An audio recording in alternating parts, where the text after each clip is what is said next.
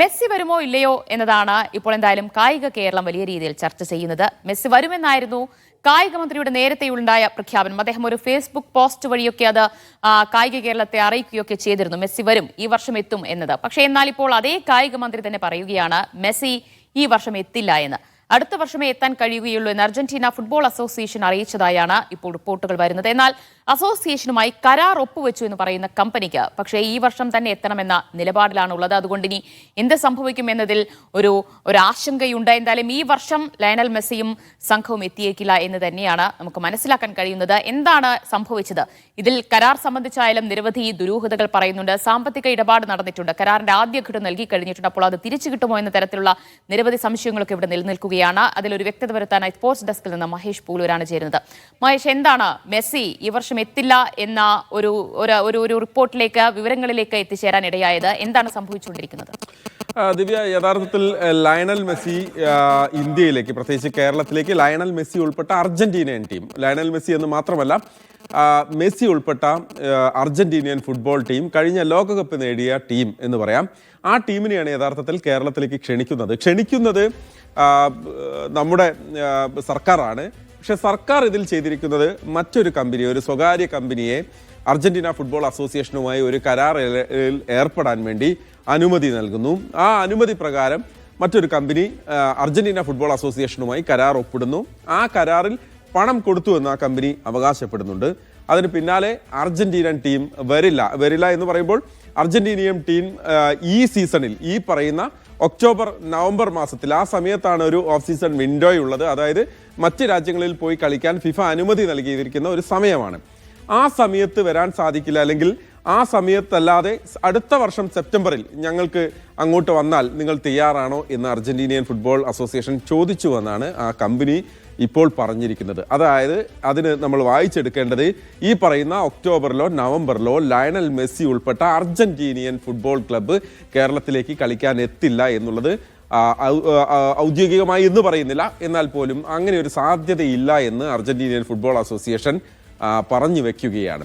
യഥാർത്ഥത്തിൽ ഇതിൽ ഒരു ആശയക്കുഴപ്പം എവിടെയാണ് വന്നത് എന്ന് വെച്ച് കഴിഞ്ഞാൽ, കേരളത്തിലെ മെസ്സി ആരാധകരെ സംബന്ധിച്ചിടത്തോളം, അർജന്റീനിയൻ ആരാധകരെ സംബന്ധിച്ചിടത്തോളം അവരെ ഒന്ന് കാണാൻ പറ്റുമോ എന്നുള്ള ഒരു ആഗ്രഹമൊക്കെ നിൽക്കുന്ന സമയത്താണ് നമ്മുടെ കായിക മന്ത്രി വി അബ്ദുറഹ്മാൻ കഴിഞ്ഞ പാലക്കാട് ഉപതെരഞ്ഞെടുപ്പിന്റെ തൊട്ട് തലേ ദിവസം അദ്ദേഹം പറയുന്നത്, ലയണൽ മെസ്സി കേരളത്തിലേക്ക് വരും, ഈ വർഷം ഒക്ടോബർ 25 മുതൽ നവംബർ 2 വരെ മെസ്സി ഉണ്ടാകും.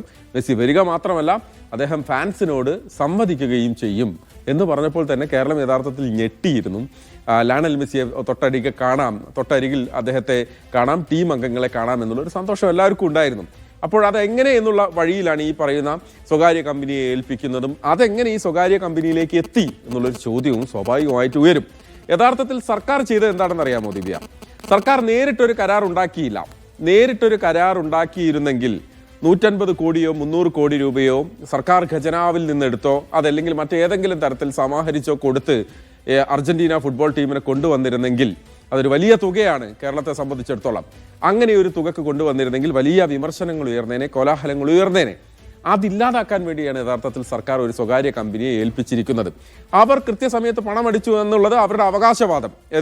ഈ പറയുന്ന ഒരു കരാർ കഴിഞ്ഞ ഡിസംബർ 20-ാം തീയതി ഉണ്ടാക്കി, കരാർ പ്രകാരമുള്ള തുക RBIയുടെയും ഗവൺമെന്റ് ഓഫ് ഇന്ത്യയുടെയും എല്ലാ അപ്രൂവലുകളും കിട്ടിയതിന് ശേഷം ഞങ്ങൾ അടച്ചതിന് ശേഷമാണ് അർജന്റീനിയൻ ഫുട്ബോൾ അസോസിയേഷൻ പറയുന്നത് ഞങ്ങൾ അടുത്ത വർഷം സെപ്റ്റംബറിൽ വന്നാൽ എന്താകും, ആ സമയത്ത് സാധിക്കുമോ എന്നുള്ളത്. അപ്പോൾ ഈ സീസണിൽ ഇല്ല എന്നുള്ളത്. പക്ഷേ ഇതിൽ ഒരു നമുക്കിപ്പോഴും വ്യക്തമാകാത്തൊരു കാര്യം എന്താണെന്ന് അറിയാമോ? അർജന്റീനിയൻ ഫുട്ബോൾ അസോസിയേഷൻ ഒരു കളിക്ക് അവരുടെ ഷെഡ്യൂൾ തയ്യാറാക്കുന്നതിന് മുൻപ് പണമടയ്ക്കാൻ ഈ കമ്പനിക്ക് സാധിച്ചിരുന്നോ? അതിനു മുൻപ് ഈ കൃത്യമായി ഷെഡ്യൂൾ തയ്യാറാക്കുന്ന സമയത്ത് പണമടച്ചിരുന്നെങ്കിൽ ഇങ്ങോട്ട് വരാൻ സാധിക്കുമായിരുന്നോ എന്നുള്ളതാണ് ഒരു പ്രധാനപ്പെട്ട വാലിഡ് ആയിട്ടുള്ള ഒരു ക്വസ്റ്റ്യൻ വരുന്നത്. ചൈനയിൽ ഒരു മത്സരം നടത്താൻ പോകുന്നു എന്ന് അറിയുന്നുണ്ട്. അങ്കോളയുമായി മറ്റൊരു മത്സരമുണ്ട് എന്ന് മനസ്സിലാക്കാൻ പറയുന്നു. ഈ പറയുന്ന ഡീലുകളൊക്കെ നടക്കുന്നതിന് മുൻപ് നമ്മൾ സമീപിച്ചിരുന്നോ?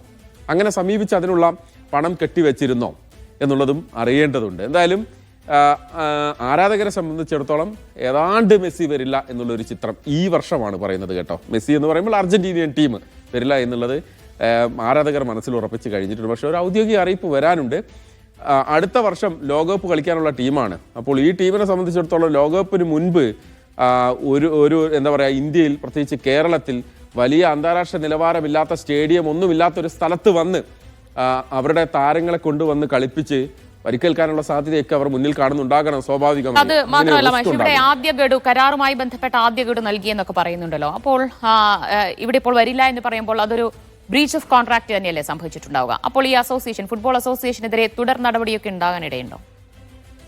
ഞാൻ ഇന്നിപ്പോൾ ഈ കമ്പനിയുടെ തലപ്പത്തിരിക്കുന്ന ആൾ നടത്തിയ വാർത്താ സമ്മേളനം കോട്ട് ചെയ്യുകയാണെങ്കിൽ ഞങ്ങൾ നിയമ നടപടിക്ക് പോകും എന്ന് അവർ പറയുന്നുണ്ട്. പക്ഷേ ഇത് ബ്രീച്ച് ഏത് ഭാഗത്തു നിന്നാണ് വന്നത് എന്നുള്ളതാണ്. ഞാൻ ഇപ്പോഴും പറയുന്നു, ഈ പറയുന്ന Argentinian football association October November വിൻഡോയിൽ മറ്റു മത്സരങ്ങൾ സംഘടിപ്പിക്കുന്നതിന് മുൻപുള്ള ആ ഷെഡ്യൂൾ തയ്യാറാക്കുന്നതിന് മുൻപ് പണമടച്ച് അതിനുള്ള ഉറപ്പ് വാങ്ങിയിരുന്നോ? അതിനു മുൻപ് പണമടയ്ക്കാൻ സാധിച്ചിരുന്നോ എന്നുള്ളതാണ് ഏറ്റവും വാലിഡ് ആയിട്ടുള്ള ഒരു ക്വസ്റ്റ്യൻ ഇതിനകത്ത്. പണമടയ്ക്കാൻ വൈകിയോ?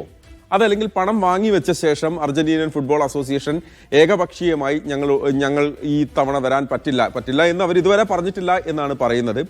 ഈ പറയുന്ന പണം അടച്ചു എന്ന് പറയുന്നത് അർജന്റീനിയൻ ഫുട്ബോൾ അസോസിയേഷന് തന്നെയാണോ, അതല്ലെങ്കിൽ അവർ പറഞ്ഞിട്ടുള്ള മറ്റേതെങ്കിലും ഒരു തേർഡ് പാർട്ടിക്കാണോ എന്നുള്ളതൊക്കെ അറിയേണ്ടതുണ്ട്. എന്തായാലും ഇതിന്റെ ഒരു ഡ്രാഫ്റ്റ് എന്നുള്ള രീതിയിൽ ഒരു കരാറിന്റെ കുറച്ച് ഭാഗങ്ങളൊക്കെ നമ്മളും വായിച്ചിരുന്നു. അതിനകത്തുള്ളത് പ്രകാരമാണെങ്കിൽ ഡയറക്റ്റ് അർജന്റീനിയൻ ഫുട്ബോൾ അസോസിയേഷൻ അല്ല, മറ്റൊരു തേർഡ് പാർട്ടിക്കാണ് ഈ പണം അടയ്ക്കുന്നത് എന്നാണ് നമ്മൾ മനസ്സിലാക്കിയിരുന്നത്. അതിൽ നിന്ന് ഏതെങ്കിലും വ്യത്യാസം വന്നോ എന്തായാലും അറിയില്ല. പണമടച്ചു എന്ന് ഈ പറയുന്ന അവരെ കൊണ്ടുവരാൻ ഉദ്ദേശിക്കുന്ന കമ്പനി പറയുന്നുണ്ട്, ഞങ്ങൾ പണം അടച്ചു എന്നുള്ളത്. പക്ഷെ അത് കിട്ടിയെന്ന് അവർ പറയുന്നതായും ഈ കമ്പനി പറയുന്നുണ്ട്. എന്തായാലും ഈ കരാർ സംബന്ധിച്ചായാലും സാമ്പത്തിക ഇടപാട് സംബന്ധിച്ചായാലും ഒരുപാട് സംശയങ്ങൾ, ദുരൂഹതകളൊക്കെ നിലനിൽക്കുന്നുണ്ട്. എന്തായാലും കായിക മന്ത്രിയാണ് വരുമെന്ന് പറഞ്ഞത്. അപ്പോൾ പിന്നീട് വരില്ല എന്ന് പറയുമ്പോൾ എന്തുകൊണ്ട് വരുന്നില്ല, എന്താണ് സംഭവിച്ചത് എന്നുകൂടി വിശദീകരിക്കേണ്ട ബാധ്യത കായിക മന്ത്രിക്കുണ്ട്.